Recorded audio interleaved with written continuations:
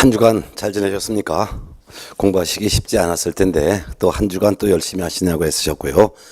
새로운 또 한 주가 됐습니다. 오늘은 285페이지 중개 실무부터 하겠습니다. 우리가 지난 주까지는요. 공인중개사 법령 끝나고 부동산 거래 신고 등에 관한 법령까지 마쳤습니다. 네, 오늘부터는 이제 중개 실무가 되겠습니다. 이 중개 실무라는 것은 개업 공인중개사가 실제 중개 업무하는 내용이죠. 즉 의뢰받아서 의뢰받은 물건을 조사하여 매수인에게 설명하고 중개가 완성되면 거래계약서, 확인설명서 이와 같은 서류를 작성해서 교부하는 일들을 우리는 중개실무라고 합니다. 그래서 중개실무 파트에서는 총 많이 나올 때는 8문제까지가 출제가 되는데 이 중개실무 파트 8문제 나오는 거 다 맞춰보겠습니다. 자, 그러면 285쪽에 중개실무 총설부터 보도록 하겠습니다. 자, 뭐 특별한 내용은 아니니까요. 문제로서 정리해드리겠습니다. 285쪽 중개실무 총론에서 1번 문제 보겠습니다. 다음 중 개업 공인중개사의 업무활동상 출발점이라고 생각되는 것은 중개 업무의 시작은 언제냐 이 말이죠. 바로 이제 4번이 되겠습니다. 중개 의뢰 접수 이거죠. 중개 업무를 시작하려면 일단 의뢰부터 받아야 되겠죠. 중개 의뢰 받아야지만 중개 업무 할 수 있으니까 정답은 4번입니다. 2번 문제 보겠습니다. 개업 공인중개사가 이행에 관여한 경우 부동산 중개 실무에 포함되는 사항을 모두 고른 것은 몇 개인가?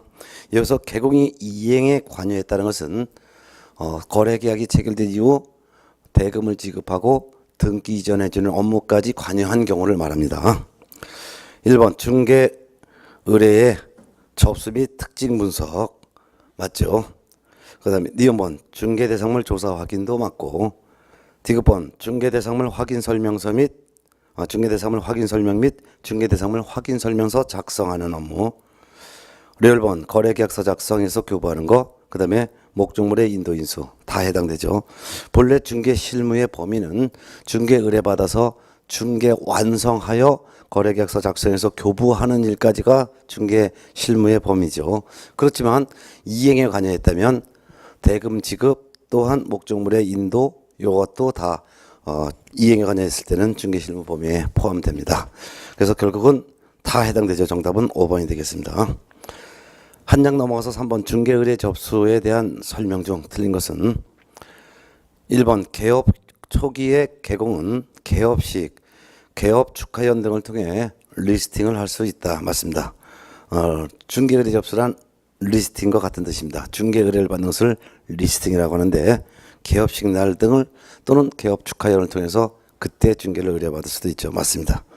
2번 리스팅의 획득은 즉 중개를 의뢰받는 것은 일반 상품의 구입, 진열과 같은 영업의 출발점이 됩니다. 맞습니다. 중개 영업의 출발은 역시 중개 의뢰 접수가 되겠죠. 3번 공과 공지 등에 대한 조사를 통해서 리스팅을 할 수 있습니다. 오른쪽이죠. 4번 매수 의뢰 접수 시에는 권리의 진정성 확인이 필수적이다. 드렸습니다. 매수 의뢰 접수했을 때는 매수인이 희망하는 사항을 확인하는 것이 필수적이죠. 권리의 진정성이라는 것은 이 물건의 소유자가 맞는지 틀리는지 이겁니다. 이거는 매도 의뢰 접수 시에 확인하는 것이 필수적이죠. 정답은 4번. 5번 순가 중개계약이 당연히 금지되는 것은 아니다. 맞습니다. 순가 중개계약이란 의뢰인이 개공에게 일정한 금액을 먼저 제시하고 그 금액을 초과하여 거래가 이루어졌을 때 초과 금액을 보수로 하기로 하는 약속을 말하는데 순가 중개계약 자체를 금지하지는 않습니다. 법정 범위를 초과해서 금품을 받는 것을 금지합니다. 따라서 순가 중개계약 체계를 가지고서는 처벌할 수도 없습니다. 옳은 질문이죠. 결국 틀린 것은 답 4번이 되겠습니다. 4번 문제 중개계약별 그 특징에 대한 설명 중 틀린 것은 일반 중개계약은 우리나라에서 가장 일반적으로 이용하고 있습니다. 맞죠? 2번 전속중개계약 부동산 거래정보망을 통한 중개와 가장 밀접한 관계가 있다? 아닙니다. 부동산 거래정보망을 통한 중개와 가장 밀접한 관계가 있는 중개계약은 공동중개죠. 공동중개입니다. 그 이유가 공동중개란 매도 의뢰받은 개공과 매수 의뢰받은 개공이 함께 중개하는 것을 공동중개라고 하는데 전속중개계약을 체결했을 때 반드시 정보망에 정보를 공개해야 될 의무가 있는 것도 아니죠. 의뢰인이 공개하지 말아달라고 비공개를 요청했을 땐 공개하면 안 됩니다. 따라서 전속중개계약은 개공과 의뢰인 모두에게 가장 유리한 중개계약의 형태지만 부동산 거래 정보망과 가장 밀접한 관계가 있는 중개계약은 공동중개가 되겠습니다. 틀린 거 답 2번이죠. 3번 독점중개계약은 개공에게 가장 확실한 보수 보장이 됩니다. 맞습니다. 그 이유는 독점중개계약은 공인중개사법의 규정이 없는 중개계약이고 미국에서 주로 이용하고 있는 중개계약인데요.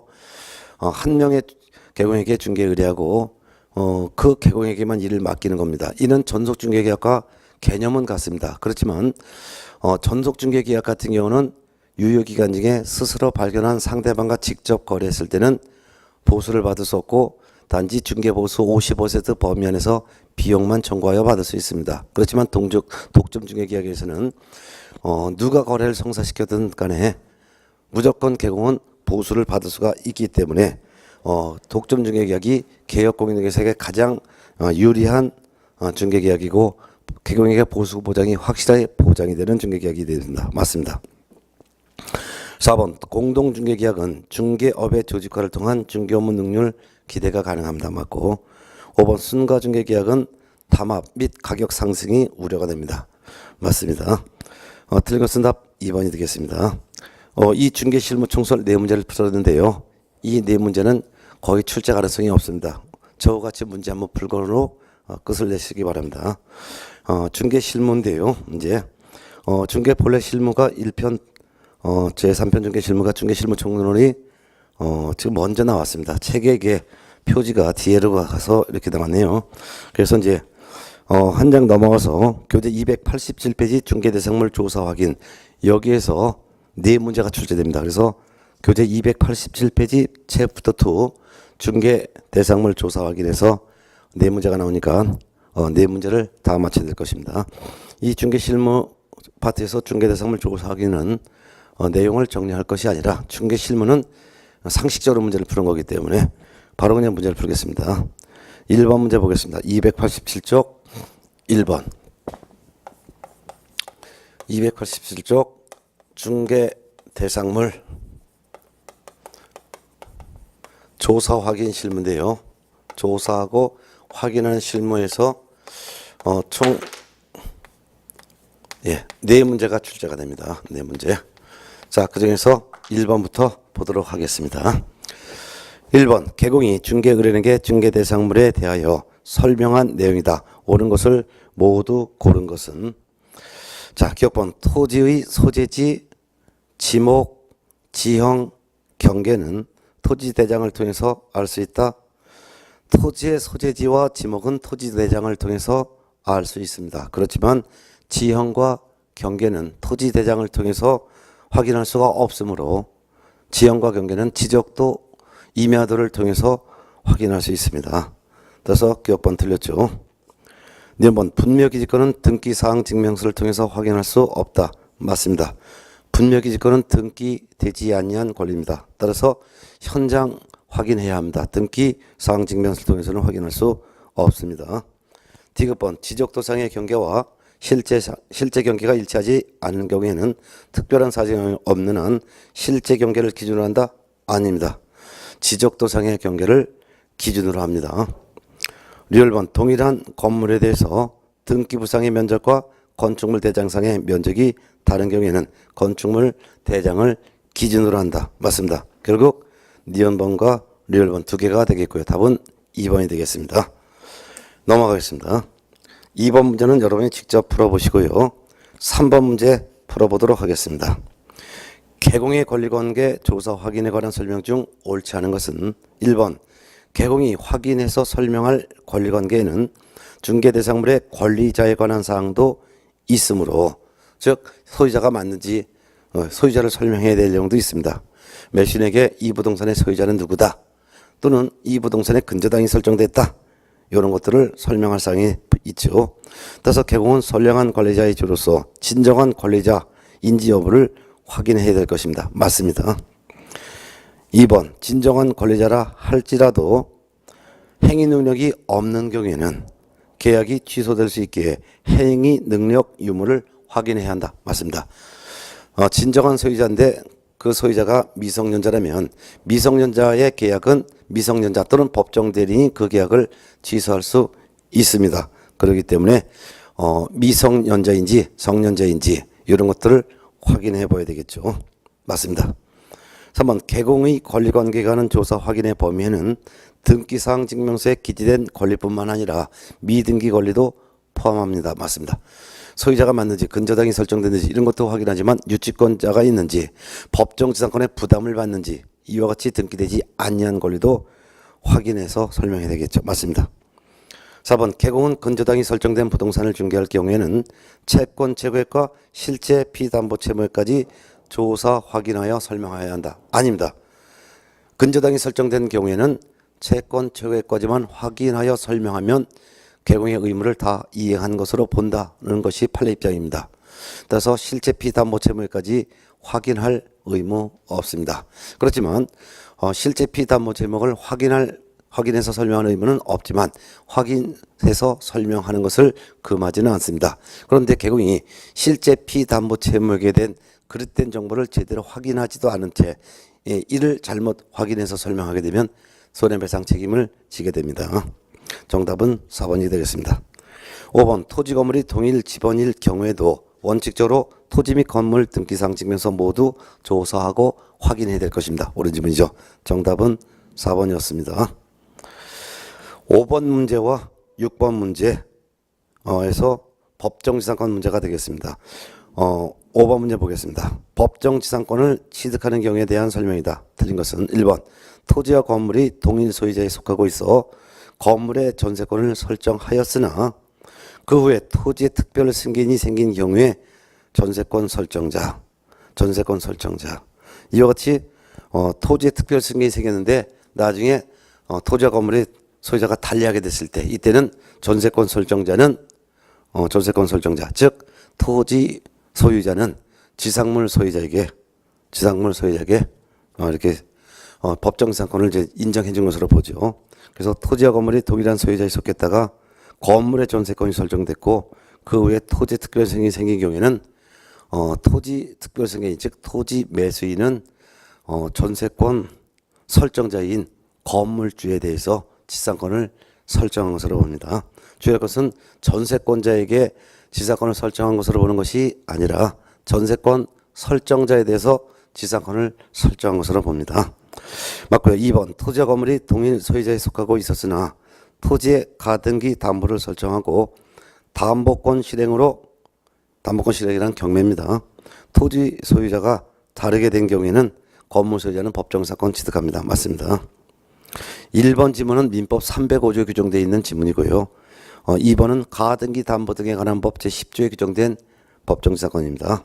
3번 임목에 관한 법률에 의한 임목이 경매 기타 사유로 인하여 토지와 임목이 각각 다른 소유자에 속하게 된 경우 임목 소유자는 법정지상권을 취득하죠. 이는 임목에 관한 법 6조에 규정되어 있습니다. 4번 동일한 소유자에 속하고 있던 토지와 건물이 건물을 철거한다는 특약을 하지 아니하고 토지를 매도한 경우에는 건물 소유자는 법정지상권 취득합니다. 이는 판례 즉 관습법상의 법정지상권이 인정된다 그 말이죠. 1, 2, 3, 4번 4개가 옳고요. 5번을 보겠습니다. 토지의 저당권을 설정하고 토지 소유자가 건물을 축제했으나 저당권 실행인 경매로 인해서 토지 건물 소유자가 달라지게 된 경우에 건물 소유자는 법정지상권 취득하지 못합니다.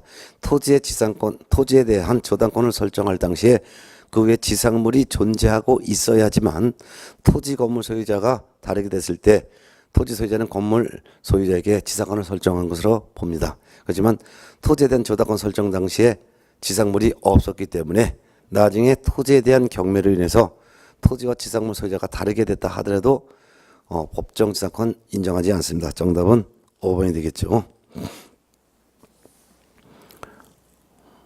6번과 7번 문제 중에서 6번, 7번도 법정지상권 문제인데요. 7번 문제를 보도록 하겠습니다. 개업공인중개사가 중개의뢰인에게 중개대상물에 관한 법률관계를 설명한 내용이다. 틀린 것은 1번 건물 없는 토지에 저당권이 설정된 후 그 저당권 설정자가 건물을 신축하고 저당권의 실행으로 그 토지와 지상 건물이 소유자를 달리하게 된 경우에는 법정지상권 성립한다, 성립하지 않습니다. 정답은 1번이죠. 2번 대지와 건물이 동일 소유자에 속하게 된 경우, 동일 소유자에 속한 경우 건물의 전세권을 설정한 데는 그 대지 특별 승계인은 전세권 설정자에 대해서 지상권을 설정한 것으로 본다. 맞죠? 3번 지상권자가 약정된 지대를 2년 이상 지급하지 않은 경우 지상권 설정자는 지상권의 소멸을 청구할 수가 있습니다. 맞고 3번 지상권자가 지상물의 소유자인 경우 지상권자는 지상권을 유보한 채 지상물 소유권만을 양도할 수도 있습니다. 맞습니다.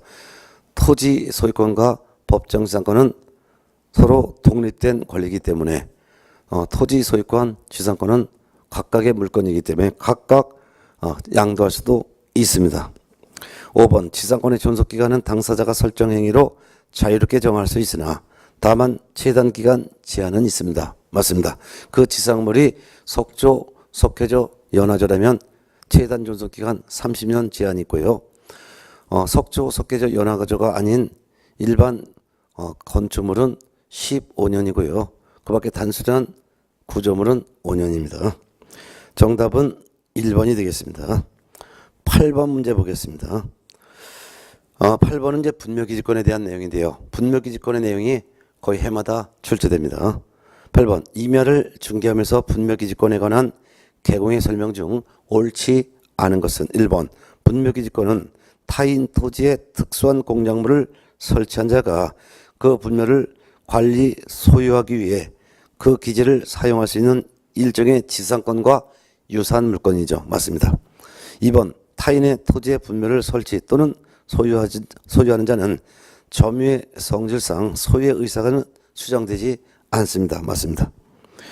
3번 토지 소유자의 토지에 승낙 없이 분묘를 설치한 후 20년간 평온 공연하게 분묘기지를 점유했을 때는 시효로 인하여 분묘기지권이 발생합니다.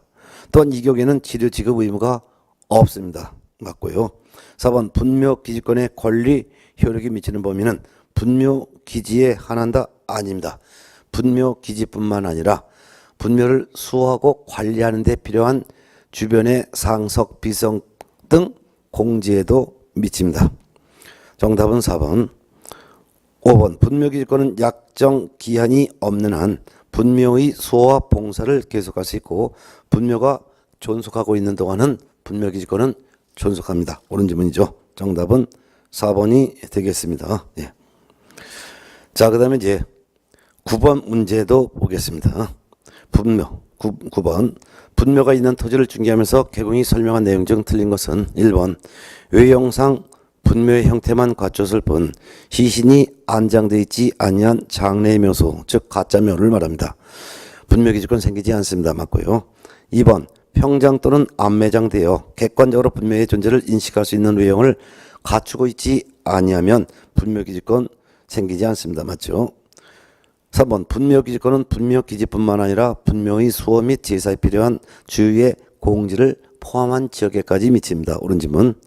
4번 분묘기지권의 효력이 미치는 지역 범위 내에서 기존의 분묘에 합장하여 단분 형태의 분묘를 설치하는 것은 허용된다?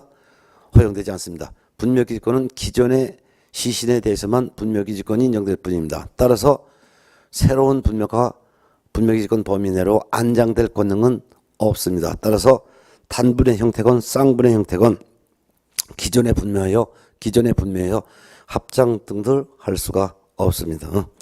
정답은 4번이 되겠습니다. 5번 분묘기지권은 당사자의 약정 등 특별한 사정이 없으면 권리자가 분묘의 수호를 계속하여 그 분묘가 존속하고 있는 동안은 분묘기지권도 같이 존속합니다. 맞죠? 정답은 4번이죠. 10번 문제 봅니다. 분묘기지권에 대한 설명 중 틀린 것은 1번 분묘기지권은 점유의 성질상 분묘기지권자에게 소유의 의사가 추정되지 않습니다. 옳은 질문. 2번 분묘의 수호 관리나 봉지사에 대해서 현실적으로 또는 관습상 호주 상속인인 종손이 그 분묘기준을 가지고 있다면 그 분묘기지권은 종손에게 전속합니다. 옳은 질문이죠. 따라서 종손 외에 나머지 분묘의 연고자는 분묘기지권을 주장할 수가 없고 종손만 분묘기지권을 주장할 수가 있는 것입니다. 3번 분묘기지권자가 분묘를 점유함에 있어서 착오에 의한 경우도 인정된다. 맞습니다. 예를 들면 자기 토지가 아닌데도 불구하고 자기 토지 인근에 있는 타인의 토지에다가 분묘를 설치해서 관리하는데 20년간 평온 공연하게 지속되면 타인 토지에 설치된 분묘도 분묘기지권이 인정될 수가 있죠. 이때는 타인 토지가 자기 토지인지 인 걸로 착오하여 분묘를 설치한 경우가 되겠죠. 이때는 타인 토지에 대한 소유의 의사가 부정되지도 않습니다. 분묘기지권도 인정되고 타인 토지에 대한 소유의 의사도 부정되지 않습니다. 이 경우에도 분묘기지권 인정됩니다. 오른지문. 4번 분묘기지권이 소멸하는 분묘기지권의 포기는 분묘기지권자가 토지 소유자에 대하여 그 권리를 포기하는 의사표시를 하는 것 외에 점유까지 포기하여야만 그 권리가 소멸된다? 아닙니다. 분묘기지권이 소멸되는 사유는 세 가지로 나눠볼 수 있어요. 첫 번째는 분묘가 멸실된 경우입니다. 다만 분묘가 멸실됐을 때 원칙적으로 분묘기지권이 소멸되는 것이 원칙이지만 다만 홍수로 인하여 일시적으로 봉분이 멸실됐고 그 내부의 시신은 그대로 존재하고 있다면 이같이 일시적인 분묘 멸실에 불과한 경우에는 분묘기지권은 그대로 존속합니다. 두 번째는 분묘기지권의 포기 의사표시하면 분묘기지권이 소멸합니다. 이때 분묘기지권이 포기되는 의사표시만 있으면 즉시 분묘기지권이 소멸되는 것입니다. 따라서 분묘기지권을 포기한다는 의사표시 외에 그 외에 점유의 포기까지는 요하지 않습니다. 따라서 분묘기지권을 포기한다는 의사표시한 이후 그 후에 계속 와서 제사를 지냈다 하더라도 포기의 의사표시가 있으면 분묘기지권은 소멸하게 되는 것이죠. 자, 세 번째는 분묘기지권의 효력이 미치지 아니하는 다른 지역으로 분묘를 이장하게 되더라도 분묘기지권은 소멸합니다. 정답은 4번이고요. 5번 분묘가 멸실되었다면 다면을 갖다가 더라도라고 고쳐놓으세요. 자, 분묘가 멸실되었더라도 유골이 존재하여 분묘의 원상 회복이 가능하여 일시적인 멸실에 불과한 경우라 도를 갖다 면으로 고쳐놓으시고 일시적인 멸실에 불과한 경우라면 분묘기지권은 그대로 존속한다. 맞습니다. 분묘기지권은 분묘가 멸실되면은 분묘기지권이 소멸되는 게 원칙이지만 다만 분묘가 멸실되었더라 하더라도 유골이 존재하여 분묘의 원상 회복이 가능하여 일시적인 멸실에 불과한 경우라면 분묘기지권은 존속합니다. 맞습니다. 틀린 것은 4번이 되겠습니다. 11번 문제는 여러분이 직접 풀어보시기 바랍니다. 자, 그 다음에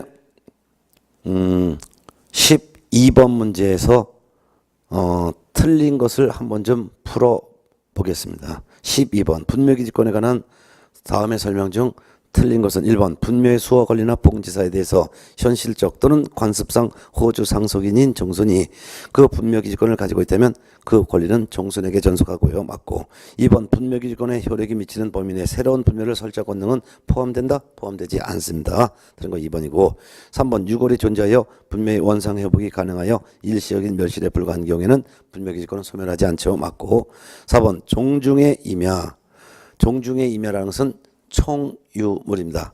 총유물을 처분할 때는 사원총의 과반수의 동의가 있어야 되죠. 그래서 4번 종중의 임야에 대한 분묘를 설치하고자 하는 경우에는 사원총의 결의가 필요합니다. 맞습니다. 이때 사원총회란 종중총회의 과반수의 동의가 있어야 합니다. 5번 매수인이 착오로 인접 토지의 일부를 그의 토지로 속하는 것으로 믿고 점유하고 있다면 그 점유 방법이 분묘를 설치하고 관리하는 것이어도 자주점유에 해당한다. 맞습니다. 이게 바로 착오에 의해서 분묘기지권 인정되는 경우인데요. 자기 토지인 줄 알고 남의 토지에다가 자기 토지 인접 토지에 분묘를 설치하고 20년간 평온 공연하게 지속됐을 때 분묘기지권 인정되는데요. 이때 분묘기지권자의 타인 토지에 대한 소유의 의사는 그대로 인정하고 있기 때문에 이때는 점유 방법이 분묘를 설치하는 것이어도 자주점유에 해당합니다. 맞습니다. 타인 토지에 대한 소유의 의사가 있기 때문이죠. 틀린 것은 2번이 되었습니다. 자, 그 다음에 13번부터는 이제 장사 등에 관한 법률 내용입니다. 장사 등에 관한 법률에 대한 의뢰인에 대해서 설명한 내용이다. 틀린 것은 1번 개인 묘지는 20제곱미터를 초과해서는 안 된다. 아닙니다. 개인 묘지는 30제곱미터를 초과해서는 아니 된다라고 해야 되겠죠.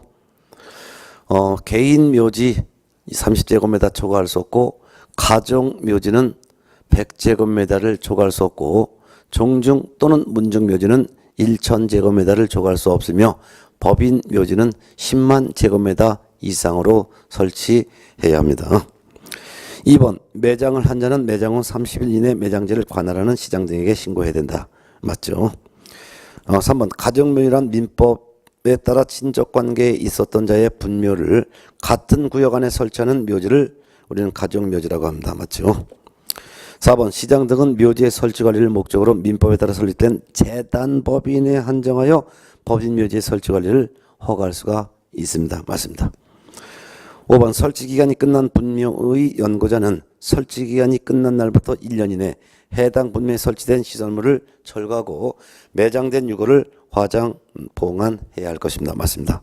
1년 이내 철거해서 화장 또는 봉안해야 된다는 거 기억해 두셔야 되겠죠. 자, 그 다음에 14번 문제를 보겠습니다. 14번 문제에서 분묘의 점유 면적에 대한 설명 중 옳지 않은 것은 1번 개인 묘지 면적은 30제곱미터 이하로 한다. 맞죠? 2번 가정 묘지는 100제곱미터 이하로 한다. 맞고 3번 공설 묘지 내에 설치하는 분묘 일기 및 그 비석 등 시설물의 설치 면적은 10제곱미터 이하로 한다. 맞습니다. 합장하는 경우에는 15제곱미터까지만 가능합니다. 4번 종중 문중 면지의 설치 면적은 10만 제곱미터 이하로 한다? 아닙니다. 1000제곱미터 이하로 하죠. 정답은 4번. 5번 법인 묘지 내에 설치하는 분묘의 경우 합장의 경우에도 분묘 1기당 가로열고 비석 등 시설물을 포함한 분묘 1기당 점유 면적은 15제곱미터 이하로 한다. 맞습니다. 면적 거기 설명해 놓은 걸 꼭 그 박스에 있는 걸 꼭 보시기 바랍니다. 사설묘지의 종류가 4가지가 있죠. 가정묘지, 종중문중묘지, 먼저 개인묘지부터 볼까요? 개인묘지, 가정묘지, 종중문중묘지, 법인묘지. 개인묘지는 개인묘지 면적이 30제곱미터 이하로 하며 가정묘지는 100제곱미터 이하로 하며 그다음에 종중문중묘지는 1000제곱미터 이하로 하며 법인묘지는 10만 제곱미터 이상으로 해야 합니다. 그중에서 개인묘지는 설치를 한 후 30일 이내 개인묘지 관할 시장 등에게 신고해야 합니다. 그렇지만 가정묘지, 종중문중묘지, 법인묘지를 설치하고자 하는 자는 시장 등에로부터 미리 허가를 받아야 합니다. 또한 개인묘지 안에 분묘를 설치할 때 분묘 1기당 면적은 30제곱미터 이하로 하고 합장하더라도 30제곱미터 이하로 할 수 있습니다. 그렇지만 가정묘지, 종중문중묘지, 법인묘지 안에 설치하는 분묘 1기당 면적은 10제곱미터 이하로 하며 합장하는 경우에는 15제곱미터 이하로 할 수 있습니다. 네. 그 면적과 설치되는 박스 내용은 꼭 시험에 나오니까 정확하게 외워두시기 바랍니다. 15번 문제 보겠습니다. 장사 등에 관한 법률에 대한 내용이다. 옳지 못한 것은 1번 개인묘지를 설치하고자 하는 자는 시장 등에게 신고하여야 한다. 들었습니다. 개인묘지를 설치하고자 하는 자가 아니라 개인묘지를 설치한 자는 이라고 해야 되겠죠. 개인묘지를 설치한 자는 30일 이내에 시장 등에게 신고해야 합니다. 4번 가정묘지는 설치하기 전에 시장 등의 허가를 받아야 합니다. 맞고 3번 종중 문중묘지 안에 분묘일기 및 당해 분묘의 상석, 비석 등 시설물의 설치 구역 면적은 10제곱미터 초과할 수가 없습니다. 옳은 질문. 4번 개인 묘지는 시장, 학교, 불학 등으로부터 300m 이내는 묘지 설치가 제한되며 도로, 철도, 하천 등으로부터는 200m 이내는 묘지 설치가 제한됩니다. 여기서 4번에서는 개인 묘지뿐만 아니라 가정 묘지로 포함합니다. 그래서 4번 맞는 질문인데요. 개인 묘지뿐만 아니라 가정 묘지를 포함해서 개인 묘지와 가정 묘지는 시장, 학교, 불학으로부터 300m 이내에는 설치할 수 없고 도로, 철도 및 그 하천과 예정지로부터는 200m 이내는 설치할 수가 없습니다. 5번 종중문중묘지가 있습니다. 이때는 법인묘지도 포함합니다. 종중문중묘지와 법인묘지는 시장, 학교, 불학 등으로부터 500m 이내에는 묘지 설치가 제한되고 도로, 절도, 하천 등으로부터는 300m 이내에는 묘지 설치가 제한됩니다. 맞습니다. 정답은 1번입니다. 16번 문제에서는 타당하지 않은 것만 보겠습니다. 5번이 들었는데요. 개인묘지, 가정묘지, 정중문중묘지, 법인묘지를 설치한 자는 묘지를 설치한 후 30일 이내 당의 묘지를 관할하는 시장 등에게 신고해야 된다. 이는 개인묘지만 적용됩니다. 개인묘지를 설치한 자는 개인묘지를 설치한 후 30일 이내 시장 등에게 신고해야 합니다. 그렇지만 가정묘지, 정중문중묘지, 법인묘지를 설치하고자 하는 자는 시장 등의 허가를 받아야 합니다. 정답은 5번이 되겠습니다. 자, 그 다음에 17번 문제 보겠습니다. 개공이 묘지가 있는 토지를 매수하려는 중개 의뢰인에게 설명한 내용 중 틀린 것은 1번 분묘기지권이 시효 취득된 경우 사망자의 연고자는 종손이 분묘를 관리할 수 있는 때에도 토지 소유자에 대해서 분묘기지권을 주장할 수 있다? 없습니다. 분묘기지권이 종손에게 전속하기 때문에 종손 외에 사망자의 연고자는 분묘기지권을 주장할 수 없습니다. 답은 1번이 되겠습니다. 2번 분묘기지권의 효력이 미치는 범위 내에서 기존의 분묘에 단분 형태로 합장하여 새로운 분묘를 설치하는 것은 허용되지 않습니다. 맞고요. 3번 장사 등에 관한 법률에서 규정하고 있는 분묘의 점유면적은 분묘기지면적만을 말합니다. 맞습니다. 분묘기지면적만을 말하는데요. 다만 분묘기지면적뿐만 아니라 상석, 비석 등 시설물도 설치를 할 때는 그 전체가 바로 일정 면적 범위 안에 포함될 것입니다. 예. 5번 주의할 것은 분묘기지권의 효력이 미치는 범위는 분묘기지뿐만 아니라 주변의 빈 공지에까지 미칩니다. 그렇지만 장사 등에 관한 법에서 말하는 분묘의 점유면적은 분묘기지 면적만을 말합니다. 그 다음에 4번 분묘기지권을 시효 취득하는 경우에는 지료에 관한 약정이 없는 이상 지료를 지급할 필요가 없습니다. 맞고 5번 분묘가 멸실된 경우라 하더라도 유골이 존재하여 원성회복이 가능한 정도의 일시적인 멸실에 불과하다면 분묘기지권은 존속합니다. 맞죠? 네. 자, 그 다음에 18번 문제 보겠습니다.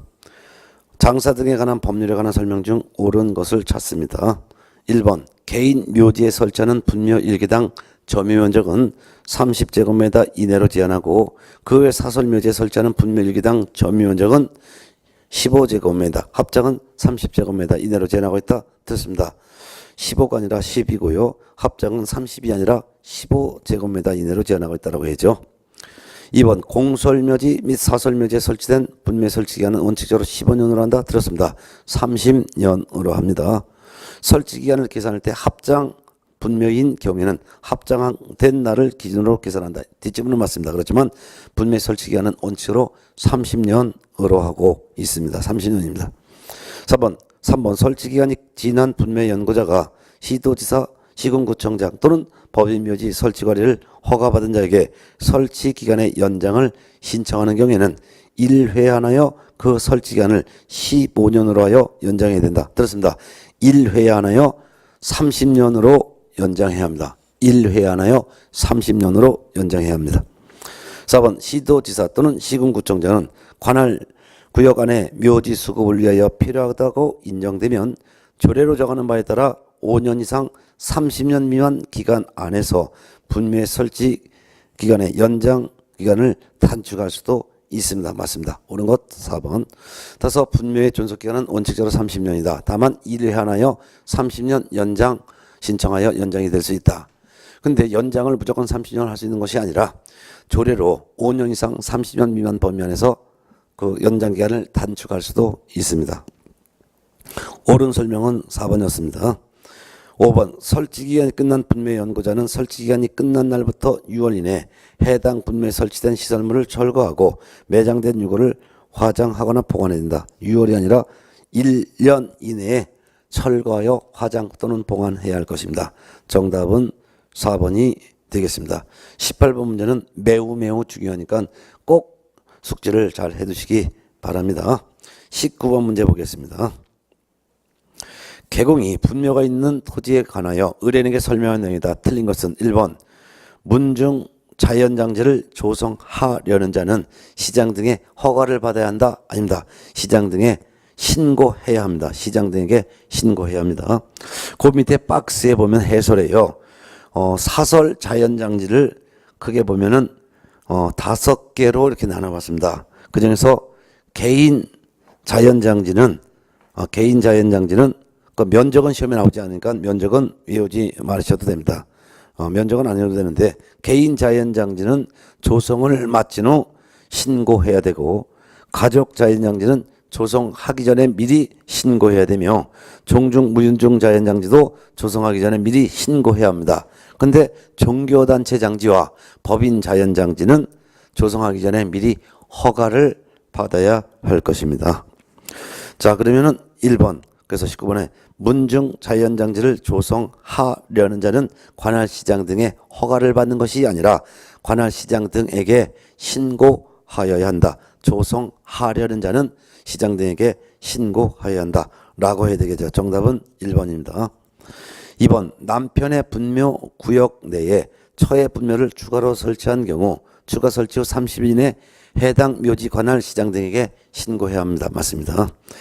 합장도 매장입니다. 그래서 매장을 했으면 30일 내에 신고해야 되는데 합장하고 나서도 또한 별도로 30일 내에 신고해야 될 것입니다.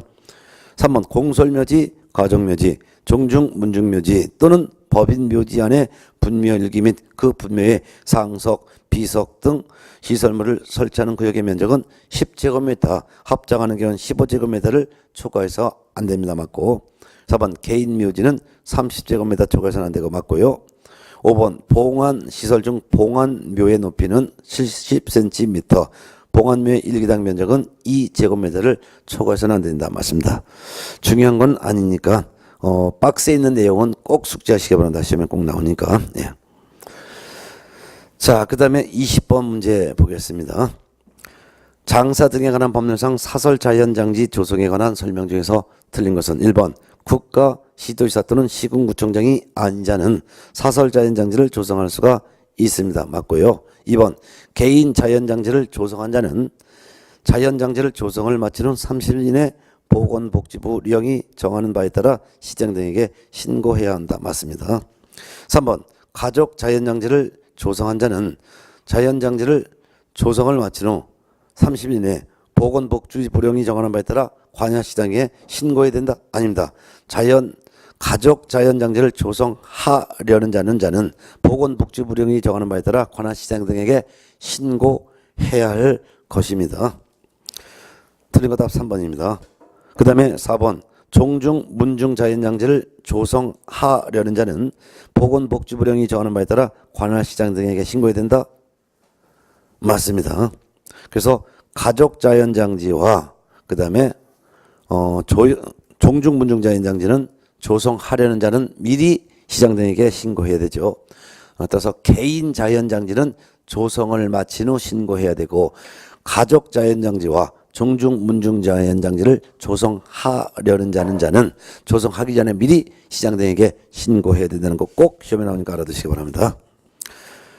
5번 점은 법인 등 자연장지를 조성하려는 자는 대통령령으로 정하는 바에 따라 시장 등의 허가를 받아야 한다. 맞습니다. 정답은 3번이 되겠습니다.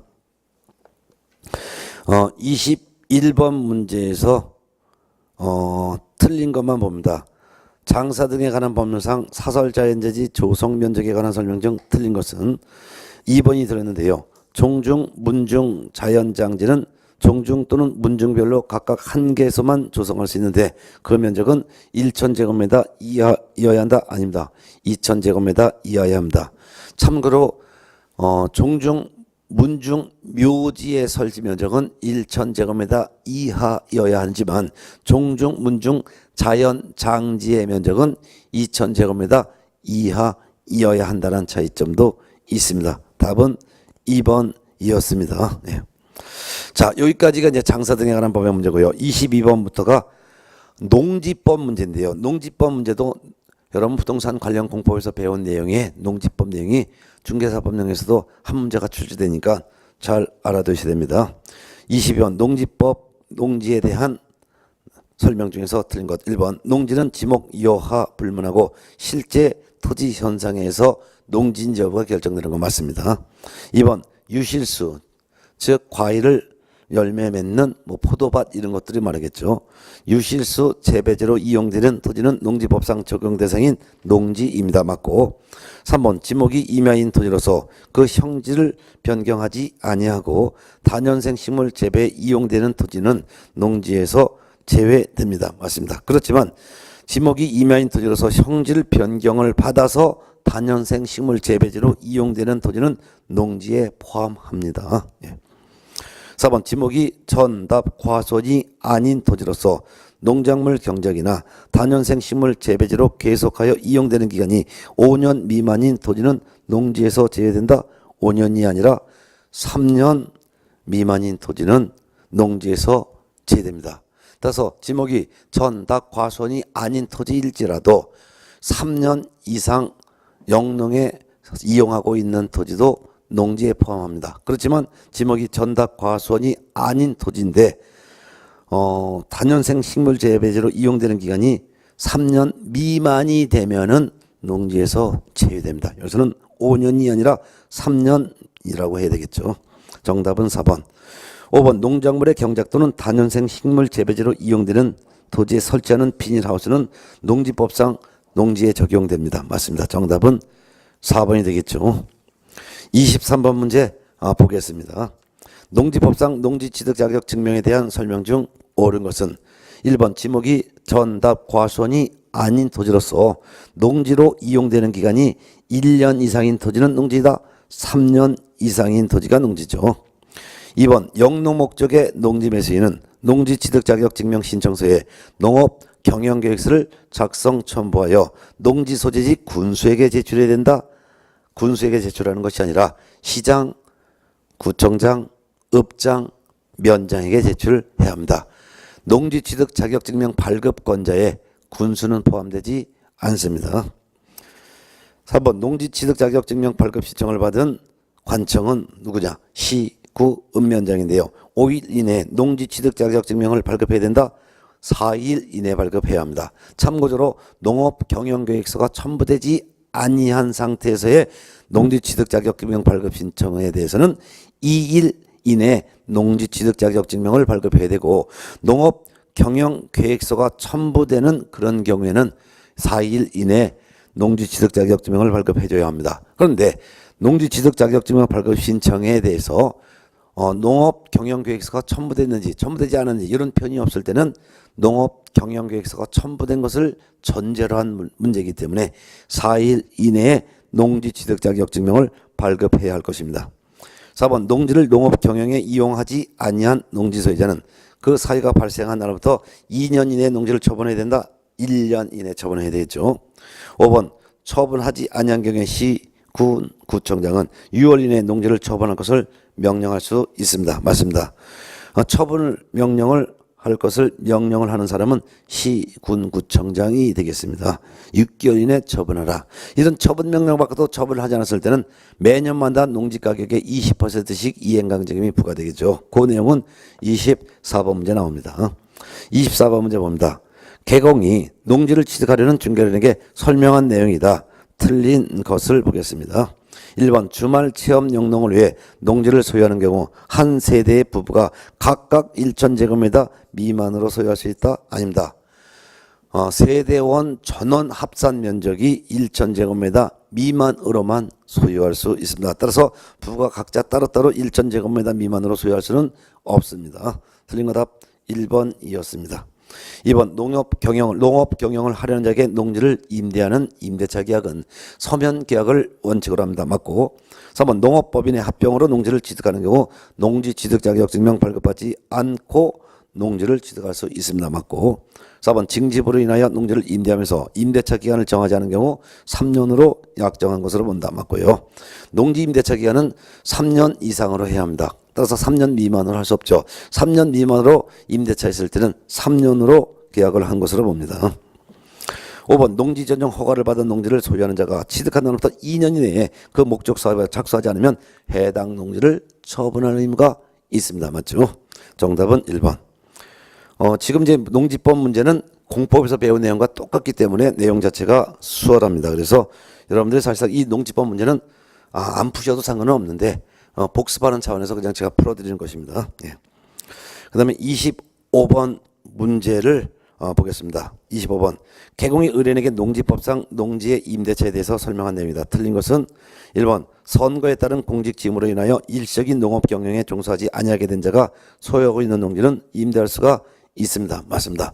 본래 농지는 임대차 할 수가 없죠. 다만 선거에 따른 공직의 지임으로 인해서 일시적으로 농지를 이용할 수가 없고 농업 경영을 할 수 없게 됐다든가 또는 징집으로 인해서 군입대를 한다든가 또는 3개월 이상 외국의 국외 여행을 하겠다든가 또는 3개월 이상 입원하여 부상치료를 요한다든가 하는 등 특별한 사정이 있을 때는 임대할 수가 있습니다. 맞죠?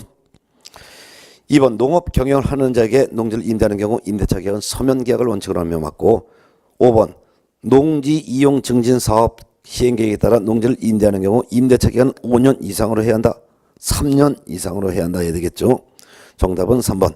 4번 농지 임대차 계약의 당사자는 임차례에 관하여 협의가 이루어지지 않은 경우 농지 소재지를 관할하는 시장이나 군수나 자치구청장에 조정 신청할 수가 있습니다. 맞고 5번 임대 농지의 양수인은 농지법에 따른 임대 내지를 승계한 것으로 봅니다. 맞죠? 정답은 3번이 되겠습니다.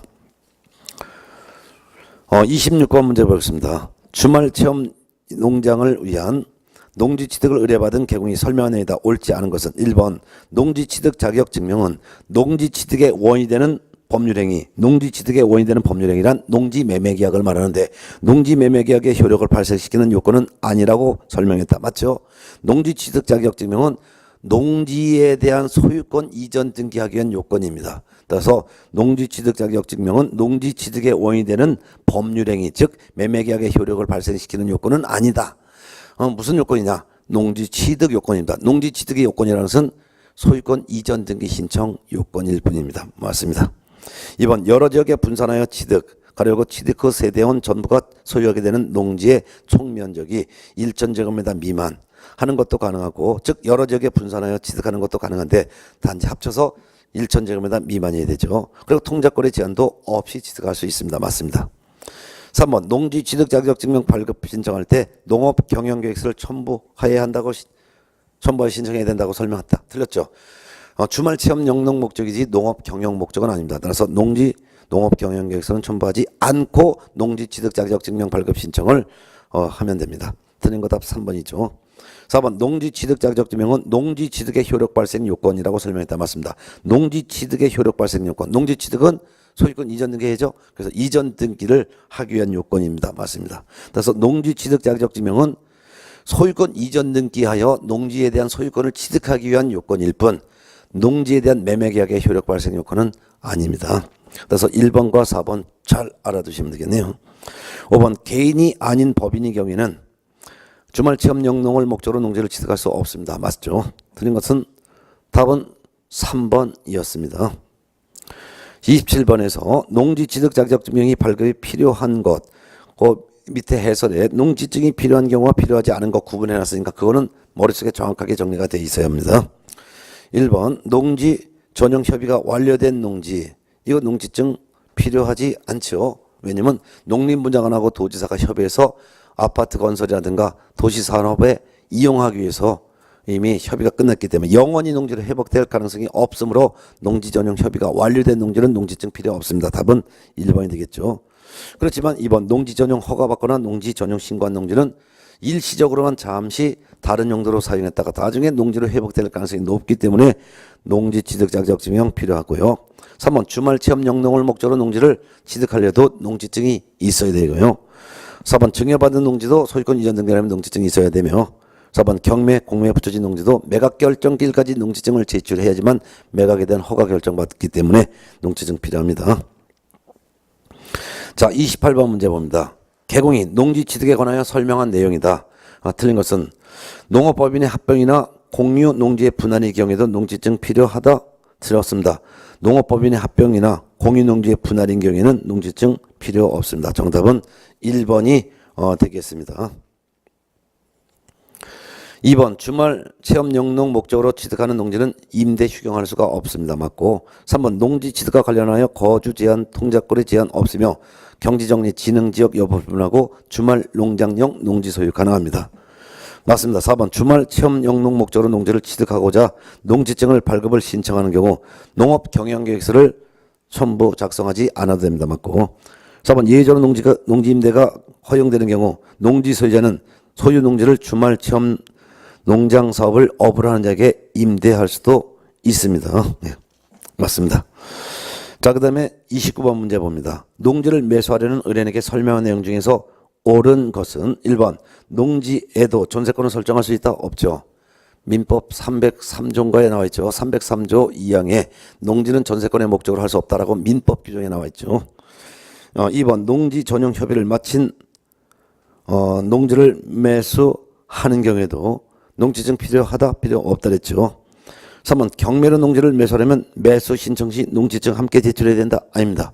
매각 결정 기일까지 제출을 해야 합니다. 4번 농지 매매가 유효하려면 농지를 구입한 후 1년 이내 농지 소재지로부터 20km 이내에 전 가족이 이사 와야 된다? 그런 거 없습니다. 통작거리 제한 없습니다. 단지 토지거래 허가구역 내에 있는 토지에 대해서 농업 등을 목적으로 취득할 때는 토지거래 허가구역으로부터 30km 이내에 거주하고 있는 자만이 토지거래 허가를 받을 수가 있을 뿐 원칙적으로 농지에 대해서는 통작거래 제한 없습니다. 5번 농지 취득 자격 증명은 농지 취득의 효력 발생 요건입니다. 맞습니다. 농지 취득이라는 것은 소유권 이전 등기하여 소유권을 취득하기 위한 요건이 바로 농지증이란 말이죠. 맞습니다. 정답은 5번이 되겠습니다. 네. 자, 그 다음에 30번 문제. 농지를 거래하고자 하는 의뢰인에게 설명한 내용이다 틀린 것은 1번 농지의 임대차가 예외적으로 허용되는 경우 서명계약을 원칙으로 하며 그 기간을 3년 미만으로 할 수 없습니다. 맞고 2번 농지 소유자와 농업 경영을 하려는 자 사이에 농지에 관한 임대차 계약은 서명계약을 원칙으로 한다 했었죠. 맞고 3번 농지 소유자는 3개월 이상 국외 여행 중인 경우 소유 농지를 위탁 경영할 수가 있습니다. 맞죠? 4번 토지거래 허가구역에 있는 농지를 취득하는 경우 토지거래 허가 외에 별도로 농지 취득 자격 증명 요한다? 필요 없습니다. 토지거래 허가를 받으면 다른 법과에 관계해서 두 가지가 의제됩니다. 첫 번째는 토지거래 허가구역에 있는 토지가 농지인 경우 토지거래 허가를 받은 경우는 농지 취득 자격 증명을 발급받은 것으로 보고 두 번째는 부동산 등기 특별조치법에 따른 검연을 받은 것으로 봅니다. 따라서 토지거래 허가구역에 있는 농지를 취득하는 경우 토지거래 허가를 받은 것 외에 별도로 농지증은 발급을 요하지 않습니다. 5번 주말 체험 영농을 하려는 자는 총 1,000제곱미터 미만의 농지를 소유할 수 있대. 이 경우 면적 계산은 그 세대는 전부가 소유하는 총 면적을 한다. 맞죠? 네. 그 다음에 31번 문제를 보겠습니다. 틀린 것만 보겠습니다. 농지를 매수하고자 하는 의뢰인에게 개군이 설명한 내용 중 틀린 것은 5번인데요.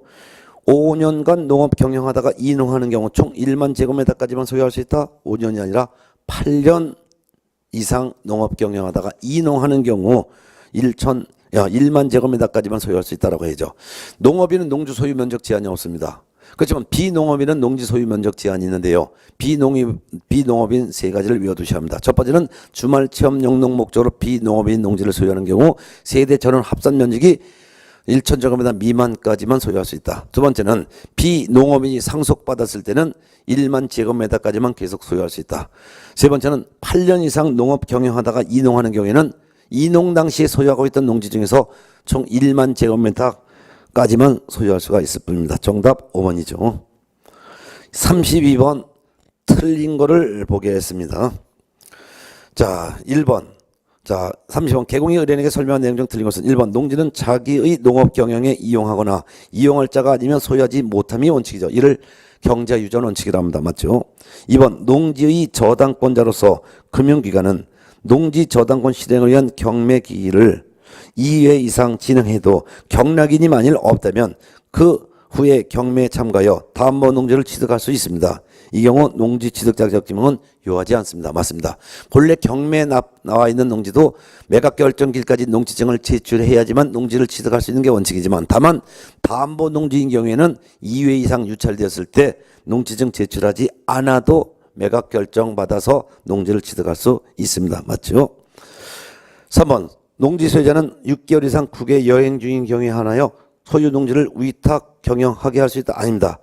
위탁 경영하게 할 수 있는 사유는 여행뿐만 아니라 징집, 군대, 교도소 가는 것도 다 포함됩니다. 특히 외국의 여행은 3개월 이상 외국에 여행 중인 경우, 또는 질병원에서 입원 치료를 요하는 경우, 또는 군 입대하는 경우, 이런 경우에도 위탁 경영하게 할 수 있습니다. 따라서 틀린 것은 답 3번이 되겠습니다. 4번 외국인이 경매로 대한민국의 토지를 취득한 때는 취득한 날로부터 6개월 이내 신고해야 합니다. 이를 취득신고라고 하죠. 맞습니다. 5번 외국인이 상속으로 대한민국의 토지를 취득한 후 법정기한, 즉 취득일로부터 6개월 이내에 신고하지 않으면 과태료가 부과되는데, 이때 과태료는 100만 원 이하의 과태료를 부과됩니다. 맞습니다. 33번 농지법의 마지막 문제 풀고 쉬도록 하겠습니다.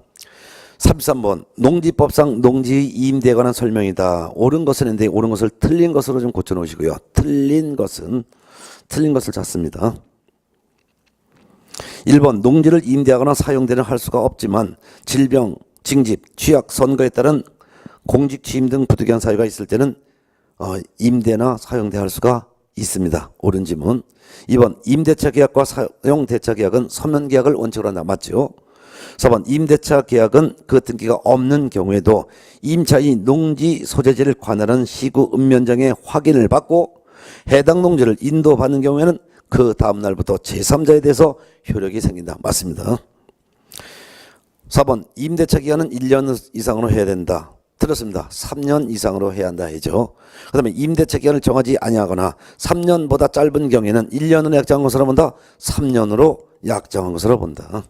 틀린 거 답 4번으로 하겠습니다. 그래서 33번은 틀린 것을 골라라 하고 답은 4번입니다. 5번 임대차 계약 당사자는 임대차 기간, 임차료 등 임대차 계약에 관하여 서로 협의가 이루어지지 아니한 경우에는 농지 소재지를 관할하는 시장 또는 군수 또는 자치구청장에게 조정 신청할 수가 있습니다. 맞죠? 틀린 것은 4번이었습니다. 자, 여기까지 해당되는 이제 중개대상물 조사 확인에 대한 실무 내용에서 해마다 2문제가 출제됐습니다. 많이 나올 때는 3문제가 나올 때도 있습니다. 그러면 쉬었다가 307페이지에 있는 중개대상물 확인 설명서 작성 실무, 여기 내용도 해마다 2문제 가까이 출제가 되기 때문에 중개대상물 확인 설명서 작성 실무에 대해서 다음 시간에 뵙도록 하겠습니다.